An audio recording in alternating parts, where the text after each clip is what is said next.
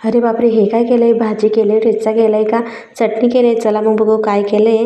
मी इथे एक लसणाचा कांदा घेतला होता, त्याला सोलून घेतलंय. 3 टमॅटो, शेंगदाणे, 3-4 जाड मिरच्या, 2-3 हिरव्या मिरच्या लहान.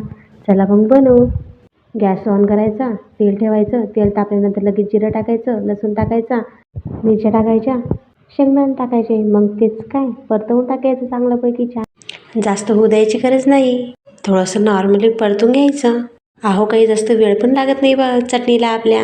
लवकरात लवकर बनते, आपल्याला काही कुटायची गरज नाही. खायला एवढी छान लागते नाही, तुम्ही नक्की खाऊन बघा, ट्राय करून बघा. आणि लगेच आपलं मीठ टाकायचं. अहो, तेल उडतंय आपल्या अंगावर, मग मीठ आपलं संरक्षण करेल ना.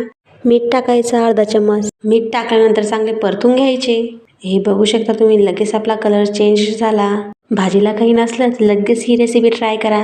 खायला पण छान लागते, बनवायला पण सोपी आहे आणि लगेच बनते. चला मग आता आपलं इथं सारण झालेलं आहे, लगेच टमॅटो टाकू. टोमॅटो चांगलं परतून घ्यायचा.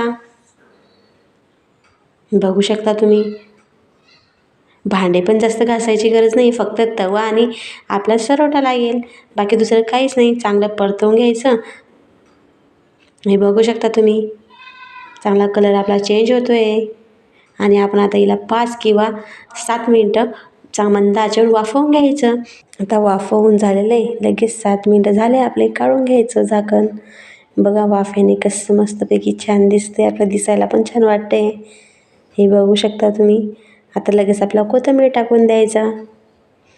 कोथिंबीर टाकल्यानंतर परतून घ्यायचं. आता बघू शकता इथं थोडंसं आपलं टमॅटो दाबून बघायचा, सॉफ्ट झाला असेल ना. हे बघा सॉफ्ट झालं आहे एकदम. त्यांना चांगलं परतून घ्यायचं. आणि तेल पण बघा कसं मस्तपैकी सुटलेलं आहे. हे बघा चांगलं आता आपण ठेचून घेऊ. आपला टमॅटो तर सॉफ्ट झालेलाच आहे. चांगलं मस्त रगडून घ्यायचं. अहो, कोणासोबत भांडणं झालं तर कसं आपण कणकेवर राग काढतोय, तसं आपल्या भाजीवर काढून टाकायचा. नाही आपण पावभाजी बनवली तर आपण टमॅटोची कधी चटणी तर बनवली ना, आता तिला मस्त चांगलं रगडून घ्यायचं. बघा आपली आता चटणी एकदम तयार आहे. किती छान दिसते दिसायला. अहो, खाऊन तर बघा, एकदम एवढी स्वादिष्ट लागते ना, तुम्ही दुसरा विचारच करणार नाही की मला हीच चटणी पाहिजे किंवा ठेचा पाहिजे. आणि लगेच चिमूटभर हळद टाकायची.